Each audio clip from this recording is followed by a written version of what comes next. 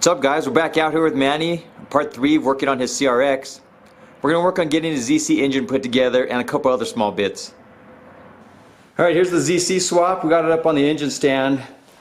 Left it up here so we can get to everything on this side really easily. We're going to change out the timing belt, water pump, tensioner, the cam, and the crank seal. And then we have the transmission off the car. After we're done getting those parts changed, we're going to drop it to the floor.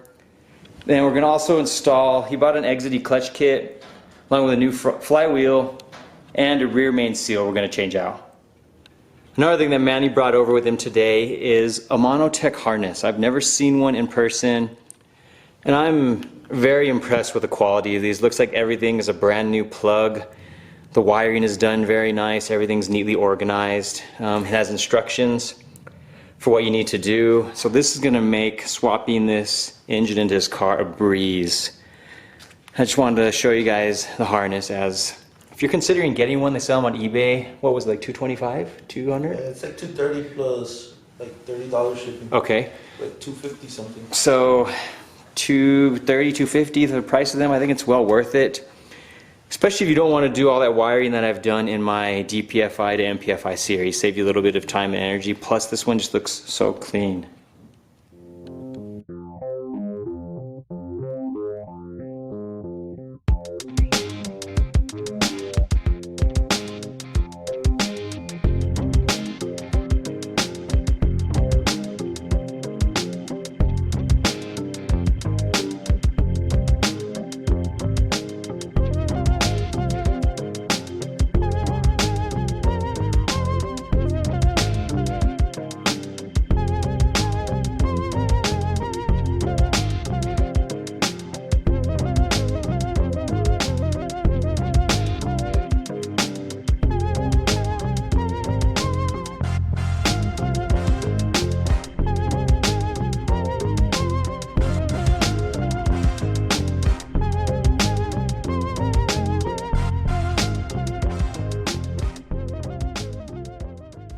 Alright guys, we got this side finished up.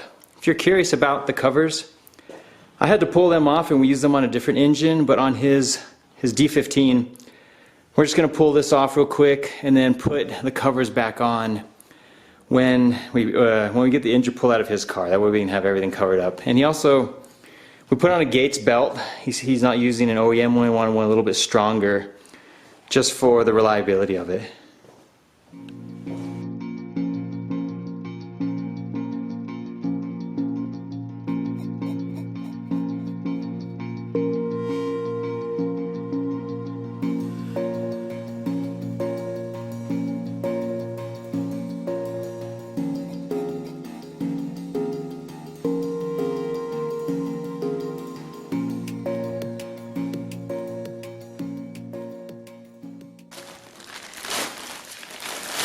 Doing that, I still gotta break it in, huh? Mm-hmm. Lay it down flat, flip it over. That's it. Yep. And then the bearing goes in right there. I like to do this. Yeah. Do the same thing like how we were doing. Flat side, and then use the hammer.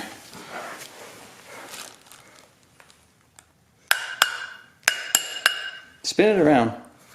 There you go. It might be better.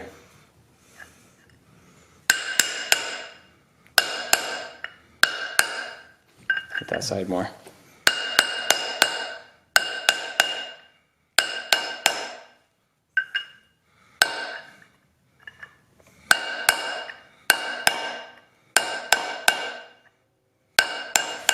Here we sprayed the flywheel down with brake cleaner. Now we're just wiping off and cleaning it up. And that's just for any of the packaging grease that's on it, so it stops it from corrosion.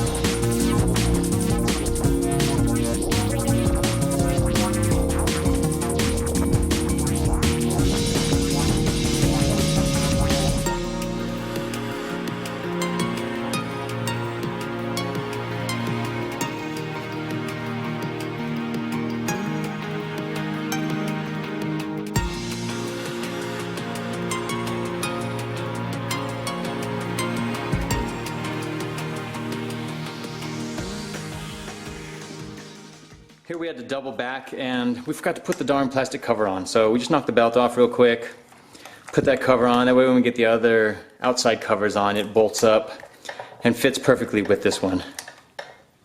So as we finished up the motor, and we still got some time tonight, Manny brought over, he picked up a second-hand innovative bar.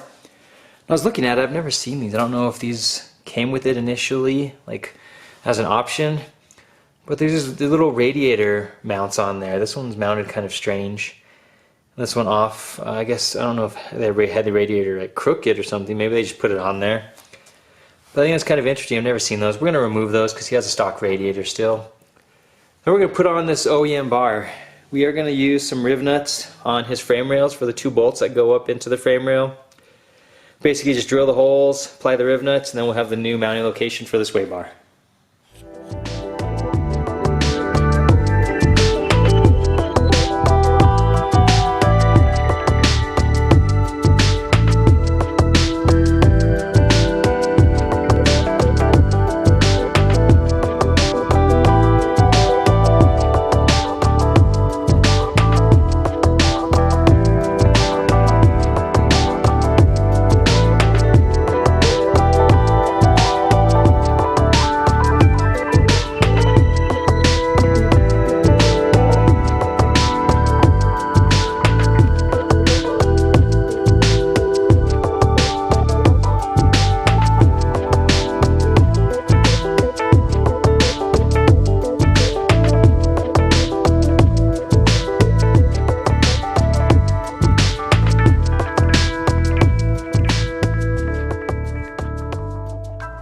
And here we're getting ready to install the sway bar, and I want to show you guys on his car.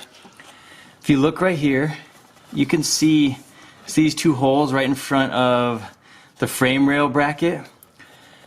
The sway bar is actually going to fit. It goes just like that, so the holes will line up. Let me slide my light over. These holes will line up perfectly with the sway bar brackets. Manny's holding up his side as well, and the same goes for it.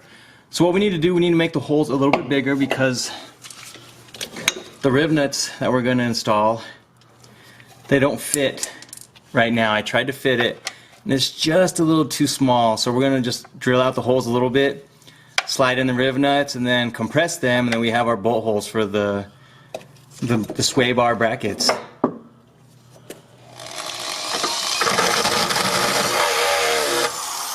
Try the rib nut. Don't make it any bigger. Where is it? Right here. Sorry.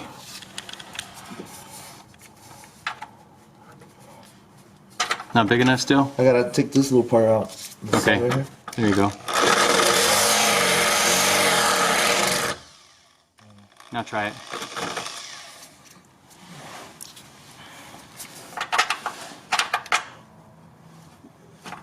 Close? Almost. Okay, and open it up a little bit more.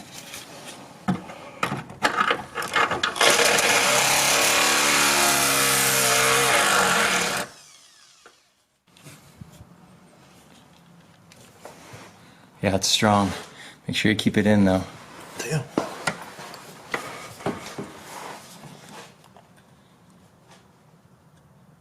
Oh shit. I know, I was doing them yesterday on the splitter.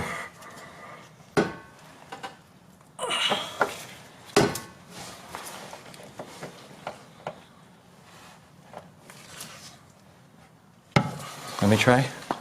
Don't pull it out. Make sure it stays in. What the fuck?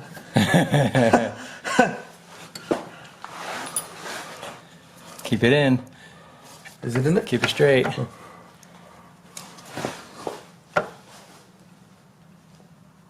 Ooh, it looks like you're making a little bit of progress. Want me to back it off a little bit? Yeah. Okay.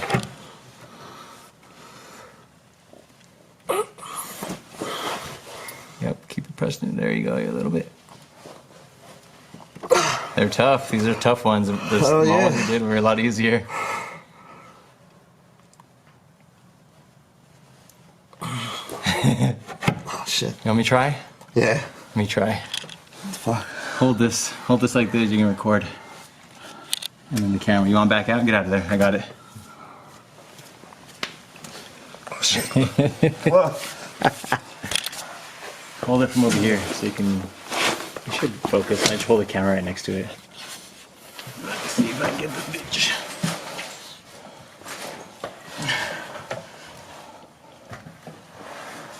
Come on. There it goes. Oh my goodness. Oh, it's done. Damn. It's a workout. I just saw your face, it just turned all red. Heck yeah, dude. Let me do the other one real quick while we're here. It's hard. If it's all the way down, it's almost damn near impossible. No. You gotta go like halfway? You have to leave it out a little bit so you can get a little bit of leverage. If this thing's flat, it's really hard to spin them down.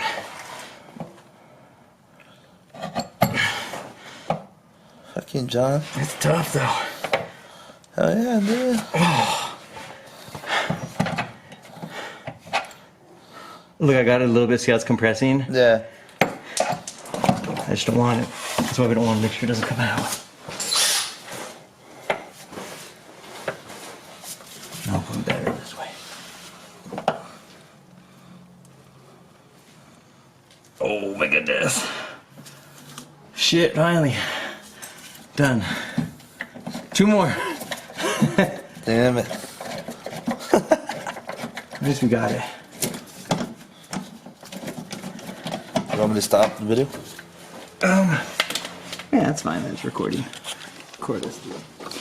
Okay, now that we got all the riv nuts in, maybe you can see it right here, but underneath. Now we can just bolt it up. How's your side going over there? Good? Good. Just need the other bolt.